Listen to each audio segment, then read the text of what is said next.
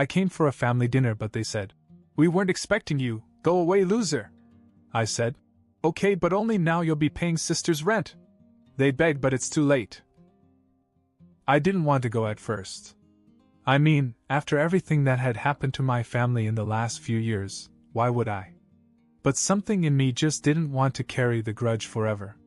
My dad was turning 57, and even though I wasn't exactly their favorite person, I thought maybe I could be the bigger man and at least show up.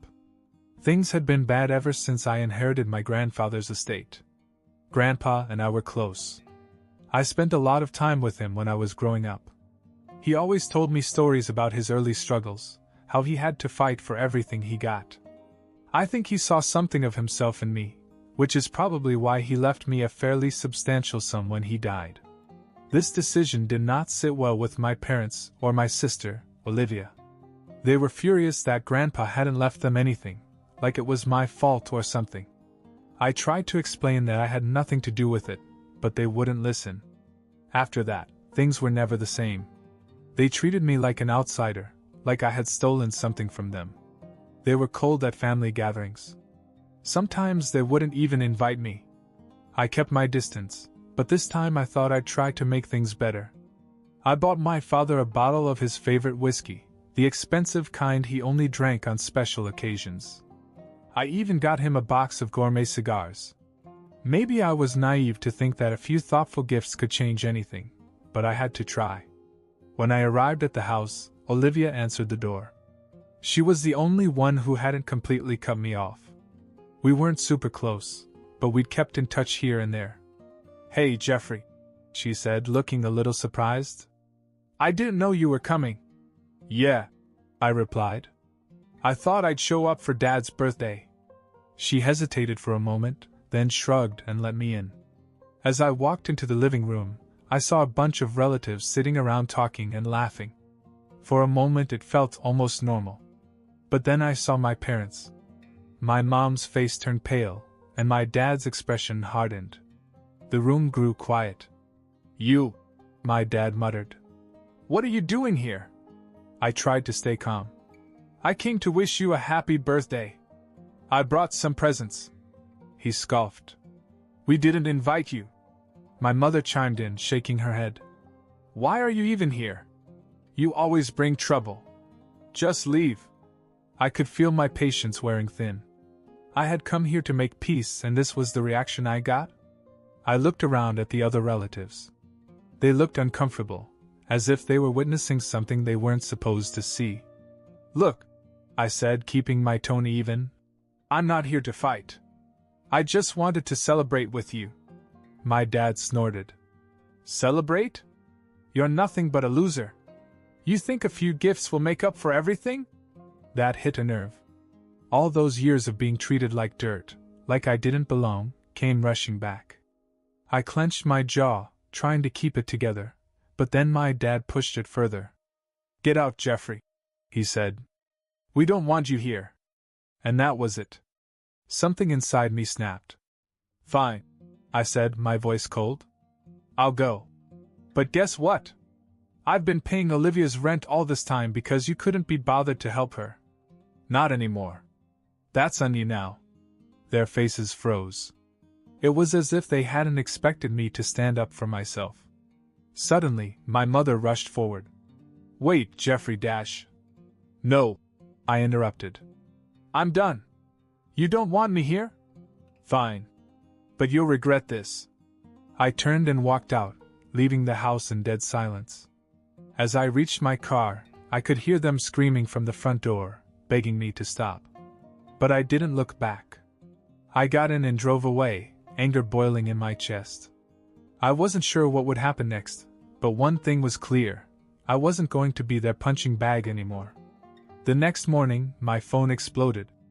Olivia had called me 6 times, left 3 voicemails, and sent a barrage of texts. I ignored her at first. I needed some space to clear my head after what happened last night. But curiosity got the better of me and I listened to one of the voicemails. "Jeffrey, it's Olivia. What the hell is going on? Mom and Dad are freaking out, saying you cut me off. They're blaming me for everything. Call me back." I sighed and threw my phone on the bed. Of course they were blaming her. They were always quick to throw someone else under the bus when things went wrong. Still, I felt bad for Olivia. It wasn't really her fault. I'd been helping her with the rent for the last 2 years because our parents refused to lift a finger for her when she was struggling. But I wasn't going to let them guilt me into continuing, not after the way they treated me. About an hour later, Olivia showed up at my apartment. She didn't even knock. She just barged in. "Jeffrey, what the hell have you been doing?" she demanded. "Good to see you too," I said, crossing my arms. "I'm serious," she snapped. "Dad called all the relatives and told them you threw a tantrum at the party. Now half the family is pissed at me because they think I'm the reason you stopped paying my rent." I raised an eyebrow. "Wait, what?" "He told them that?" "Yeah," she said, throwing up her hands. "They say I must have sided with you against them or something. Uncle Mark called me this morning and asked me if I was plotting with you. It's crazy." This was new. I hadn't expected the rest of the family to get involved so quickly. I leaned back against the kitchen counter and tried to take it all in. "Well, Olivia, I'm sorry you got caught in the middle," I said. "But I'm done being their scapegoat. They've treated me like crap ever since Grandpa's inheritance. They didn't even want me there last night. I'm not going to keep playing nice when all they do is insult me." She crossed her arms and glared at me. "They could have at least talked to me first. You know I need that money." "I know," I said, softening my tone. "But maybe it's time for them to take some responsibility. They're your parents too. Why should I be the one to keep you afloat while they sit on their hands?" Olivia didn't answer right away. I could tell she was torn. On the one hand, she knew I was right. On the other hand, she was caught between her loyalty to me and the pressure from our parents. Finally, she shook her head. "This is going to get ugly," she muttered. "I'm ready for it," I replied. And it did get ugly faster than I expected. By the afternoon, word had spread throughout the extended family. I got a call from my cousin Megan, who always liked to play the mediator. "Hey, Jeffrey," she said carefully. "I heard about the fight last night. What's going on?" I gave her the rundown, leaving out some of the harsher details. Megan listened quietly, then sighed. "You know they say you ruined the party, right? But honestly, a lot of people are on your side. Uncle Rob thinks Dad and Mom crossed the line, and Aunt Lisa told them off for the way they treated you." This was a surprise. Aunt Lisa usually stayed out of family drama, so for her to get involved meant she must have been really pissed.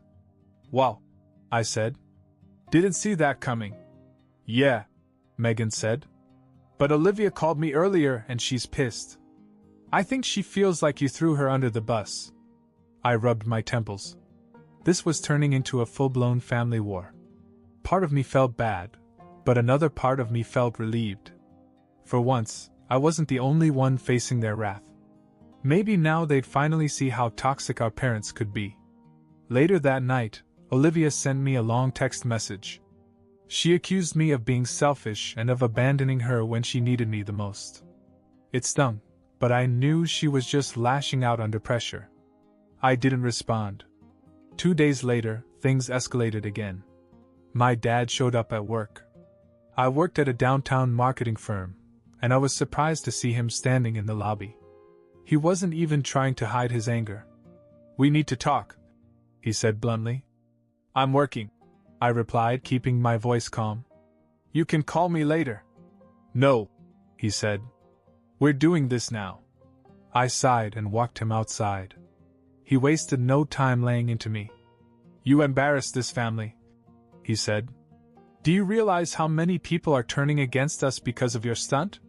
You think you're better than us now, don't you?" "Better than you?" "No," I said. "But I'm not going to let you treat me like dirt anymore. I came to your birthday out of respect, and you threw it back in my face." His eyes narrowed. "You think you're entitled because of Grandpa's money. Without him, you'd have nothing. That's rich," I shot back. "You're the one who's bitter about not getting a share. This isn't about respect or family. It's about control." He didn't respond right away, but I could see the anger in his eyes. Finally he said, "You're going to regret this, Jeffrey." "No," I said firmly. "You are." He stormed out without another word. As I watched him go, I realized this was far from over. But for the first time in years, I felt like I was finally standing my ground. A few days later, I started hearing about the fallout from other relatives. Aunt Lisa called to vent about how my dad had gone around trying to turn the whole family against me. Apparently, he told everyone that I had betrayed the family and cut off Olivia to punish them. But to my surprise, some relatives didn't buy the story. Uncle Rob had told my dad bluntly, "You treated Jeffrey like garbage. Didn't you expect consequences?" Lisa said several others were starting to see through the act, too. They remembered how distant my parents had become after the inheritance fiasco. Some of them were now quietly siding with me. But not everyone was supportive. Olivia had gone all in on our parents, and she didn't hold back. She posted this passive-aggressive rant on Facebook that everyone knew was aimed at me. "Family is supposed to be about support, not conditions. Some people think they can just walk away when it's inconvenient for them.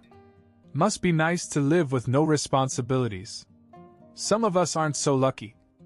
It took every ounce of self-control not to shoot back. I could feel my phone buzzing with messages from cousins asking me what was going on. The drama was spreading like wildfire, and I was caught in the middle. Later that evening, Olivia showed up at my house again. This time she looked more tired than angry. She didn't even bother with pleasantries. "Can we talk?" she asked. I nodded and let her in. She sank down on the couch and sighed. "This whole thing is a mess, Jeffrey. I have people calling me a traitor, others saying I'm too dependent on you. I can't win. What am I supposed to do?" "Olivia, I understand," I said. "But this isn't just about the rent. It's about the way they've treated me all these years. I came to Dad's party to make peace, and they humiliated me in front of everyone. You think I'm just going to roll over and take it?" She looked down at her hands. "I know they were wrong, but they're still our parents. I don't want to be in the middle of this fight." I could tell she was struggling, torn between her loyalty to them and the support I'd given her. I decided to be honest. "Look, Olivia, I never wanted to make you choose sides. But I'm not going to let them walk all over me anymore. I've supported you because I care, not because I owe them anything. If they want to be responsible for you, let them." Her eyes flashed with frustration.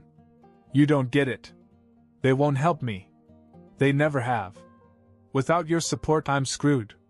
For a moment I felt a pang of guilt, but then I remembered the years of insults, the way they had treated me like an outsider. I wasn't going to sacrifice my mental health for people who didn't respect me. "I'm sorry, Olivia," I said quietly. "But I can't do this anymore." She stood and shook her head. "Fine. But don't come crying to me when this all backfires." She left without another word. The next day things took an unexpected turn. Uncle Rob called and asked if I would meet him for coffee.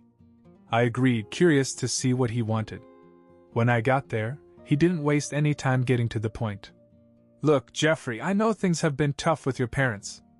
But I want you to know that you're not alone. A lot of us have seen the way they've treated you. It's not right." "Thank you, Rob," I said, sipping my coffee. "But I'm not sure what good it does. They're not going to change." "Maybe not," he admitted. "But I think it's time we stop letting them control the narrative. You don't have to fight this fight alone." He went on to tell me that several relatives were planning to confront my parents about their behavior. I hadn't expected this. Most of them usually stay out of family drama, but this time they were taking a stand. That night I got a call from Aunt Lisa. "We just had a meeting with your parents," she said. "It got heated. We told them they needed to apologize to you and start treating you with respect. Of course, your dad was stubborn as hell, but I think we got through to your mom a little." I was stunned. For years I had felt isolated, like I was the only one who saw how toxic my parents could be. Now the family was beginning to push back against their behavior. Still, I wasn't holding my breath for an apology. People like my father didn't change overnight. Then, just when I thought things couldn't get any weirder, I got a message from Olivia. It was short and cryptic. "We need to talk. Something's happened." Olivia's message made me feel uneasy. I considered ignoring it, but curiosity got the better of me. I texted her back. "What's going on?" Her reply came quickly. "Come to Mom and Dad. It's serious." Against my better judgment, I drove over. I knew I was entering enemy territory, but if something was really wrong, I figured I should at least hear her out. When I got there, Olivia met me at the door. She had this somber look on her face, like she was bracing herself for something heavy. "They're in the living room," she said softly. I followed her inside, and there they were, my parents, sitting stiffly on the couch. They both looked tense, but there was also a hint of something off. My dad gestured for me to sit down, but I stayed standing. "All right," I said, crossing my arms. "What's this about?" My mom sighed dramatically. "We didn't want to tell you this way, but Olivia's in trouble. She's behind on her rent again. We just found out that she might be evicted." I looked at Olivia. She looked away and bit her lip. "We can't let that happen," my dad added. "She needs your help, Jeffrey. Just until she gets back on her feet." I stared at her for a moment, letting the words sink in. Something didn't feel right. "How did you just find out about this?" I asked. "We got a call from her landlord," my mother said quickly. Too quickly. Olivia fidgeted uncomfortably and avoided eye contact. My instincts kicked in. I had been lied to by her before, and this whole thing reeked of manipulation. "So let me get this straight," I said slowly. "You're telling me that her landlord called you instead of her? And this is the first you're hearing about it?" My dad's face tightened. "Look, Jeffrey, this isn't the time to question details. Olivia needs help." I turned to Olivia. "Is this true? Are you behind on the rent?" She hesitated, then finally shook her head. "No. I'm not behind." I felt my jaw clench. "Then why are you all playing this game?" Olivia winced. "They thought if you thought it was serious enough, you'd help again. That was it." I snapped. "Are you kidding me? You dragged me here with a fake emergency just to manipulate me into giving you more money?" I turned to my parents. "What is wrong with you people? You couldn't just ask me like normal people?" "Jeffrey, don't overreact," my mother said, her voice defensive. "We were trying to protect Olivia. You're the one who cut her off." "No," I shot back. "I cut you off. Olivia is a grown woman, and if she's in trouble, it's between her and me. But instead of coming to me honestly, you chose to lie. And you wonder why I want nothing to do with you?" I turned to Olivia. "You went along with this?" She looked embarrassed. "You pressured me. I didn't know what else to do." "Well, congratulations," I said bitterly. "You all just made things 10 times worse." I stormed out, but I wasn't done. My anger only grew on the drive home. I had put up with their manipulation for years, but this was the last straw. They wanted to play games? Fine. I was going to set the record straight. When I got home, I started calling and messaging the relatives who had been in contact with me. I told them everything: how my parents had lied about Olivia being in trouble, how they had tried to guilt me into helping after humiliating me at the party, and how they had turned the whole situation into a circus.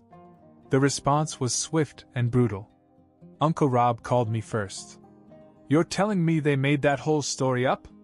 Jesus Christ. That's low even for them." Aunt Lisa was even angrier. "I'm done with them," she said. "They've played the victim card for too long. They're toxic, and they've been dragging this family into their mess for years." Word spread quickly. Within a day, most of the family knew the truth. The tide had completely turned. Relatives who had been on the fence began to cut off contact with my parents and Olivia. No one wanted to deal with their lies and manipulation. Olivia texted me and begged me to stop. "Please, Jeffrey. You're losing everyone. They say it's your fault." "My fault?" I replied. You brought this on yourself. For the first time in years, I felt I had real support. The family finally saw what I had been dealing with all along. My parents and Olivia tried to do damage control, but it was too late. No one bought their excuses anymore. It was strange. I had felt like the black sheep for so long, but now I wasn't the outcast anymore. My parents were. And frankly, it felt like justice. A week later, the fallout was complete. My parents had tried to rally support from the rest of the family, but it hadn't gone the way they'd hoped. I heard from Megan that they had even reached out to some of the more distant relatives, people they hadn't spoken to in years, to ask for sympathy. They called Aunt Marie, Megan said with a laugh as she filled me in. You know, the one who never puts up with anybody's nonsense? Apparently your dad gave her some sob story about how you turned everyone against her. She told him, maybe if you weren't such a control freak, your family wouldn't hate you. Then she hung up on him. Hearing that was more satisfying than I'd like to admit. But the real shock came when I found out that they were trying to get help from Uncle Peter, the rich one who lived out of state. Peter had always been somewhat neutral when it came to family drama, but he wasn't naive. He saw through my parents' games years ago. I found out later that when they called him, he didn't hold back. Peter told them straight out. Megan explained. Don't call me again. I'm not wasting my time with your theatrics. It was brutal. One by one, every lifeline they tried to grasp turned to dust. The people they once controlled had finally had enough. By the end of the week, my parents were virtually isolated. Olivia tried to reach out to a few cousins, but none of them were interested in getting involved anymore. The whole family had cut her off. They're done. Rob told me. No one wants to deal with their drama. It's just them now, Mom, Dad, and Olivia in their little kingdom of misery. I almost felt sorry for Olivia. Almost. She had chosen to side with them and enable their lies. Now she was stuck on their sinking ship. A few days later, my father actually called me. I debated ignoring it, but decided to answer. I was eager to hear what he had to say. Jeffrey, he said after a long pause. We need to talk. Do we? I replied, my voice cold. We made some mistakes, he said slowly. But you've made things worse by turning everyone against us. Don't you think it's time to end this feud? I laughed bitterly. You think this is my fault? You brought this on yourself. You lied to me. You humiliated me in front of my family. Now you're facing the consequences and you want me to fix it for you? Jeffrey, please. We're still family. Funny, I said. You didn't care about family when you called me a loser in front of everyone. Now that you have no one left, you want my help? No. I'm done. He tried to argue, but I hung up on him. That was the last time I talked to him.